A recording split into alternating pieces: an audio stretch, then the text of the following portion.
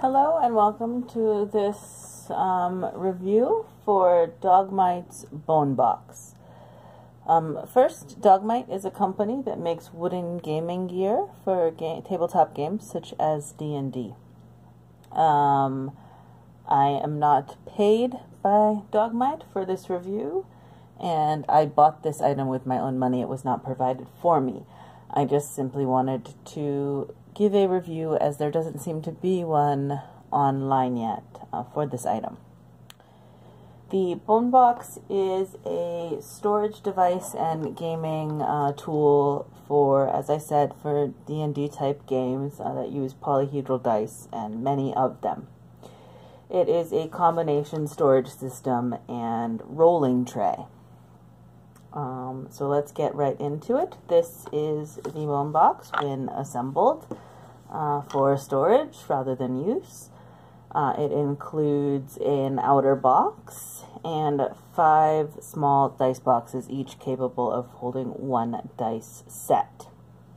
And when you get it, for the outer box, you do not have an option of wood. It will come in a black walnut banded with wenge all the way around. You do, however, get the option of a sculpt on the outside. So this is what they call their tentacle sculpt. It has several tentacles reaching down sort of into the window. You have 8 different choices. Some of the other choices are a chain design. You can get rows of skulls, which I believe was the original, hence the name. If you're into a steampunk sort of theme, then they have like cogs or gears that you can get. So no wood option, but you do have some options for the sculpt in the front. It has a plexiglass window, which we'll get to more on that in a moment. So when you open it, it does take some pressure to open, which I like. It means that if I have it in the back of my car or in a bag, it's not going to instantly fall open as soon as it takes any sort of pressure. It takes deliberate movement to open it. If you look at the lid, that window I mentioned before actually comes out. It is held in with 4 magnets. These magnets, for the record, there are holes drilled in the plexiglass, and then the magnets are glued in. I will admit I am slightly worried that after months of use, perhaps that glue is going to let go and the magnets will loosen, but I've had this for about a month. I've taken it in and out 20 or 30 times, and so far nothing has loosened. So perhaps I'm being overly paranoid, but that is the only thing I have with the construction of this box, and I don't know what else they would do. So time will tell how that holds up. The lid itself is also held together with that same 4 magnets. These are drilled into the wood and fastened inside top and bottom. So this window you can use to write on if you have a dry erase marker. You can keep track of your hit points, especially if you're someone that gets temporary hit points a lot. Or you can write, you get angry at your GM, you can write nasty notes about your GM on it. At the end of the night, you just wipe it off if you use a dry erase marker and pop it back in. That's the wrong way. Pop it back in to its place where it will become a solid window once again. As I said, the inside comes with 5 different small dice boxes. We'll look at those in a moment. First, I want to show you the base of the box.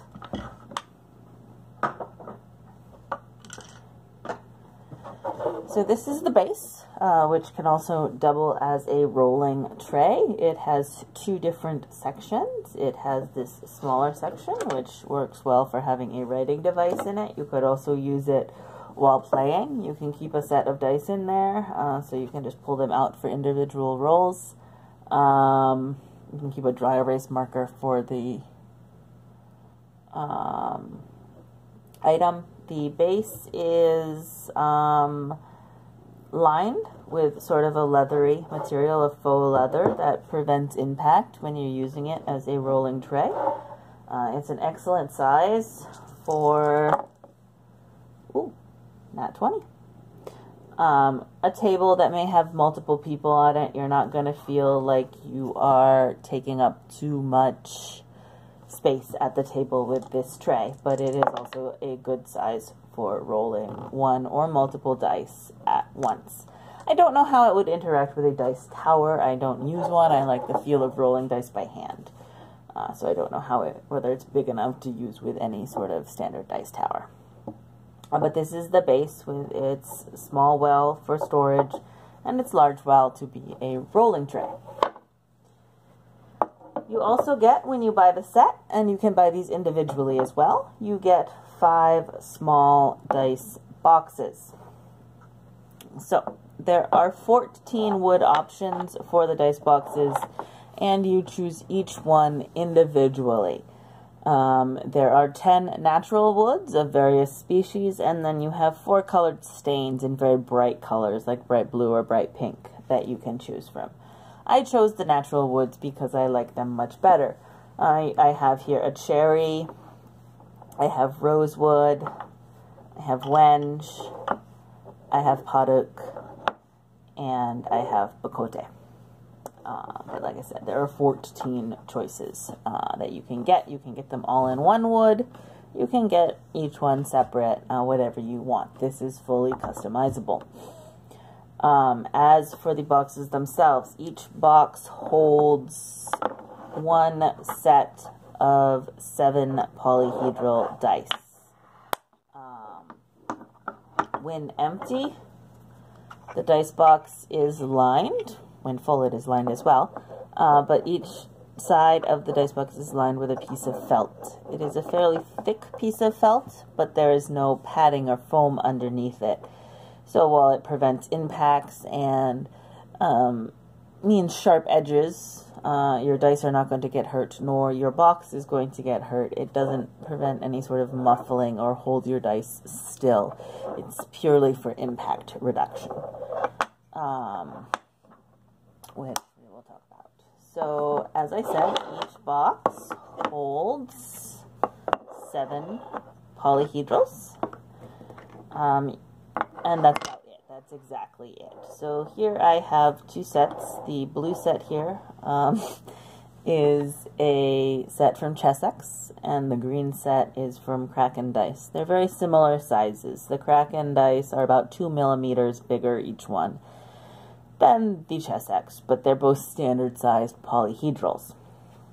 And you can see they fit exactly in there. Sometimes you even need to arrange the dice in certain configurations in order to get them to fit.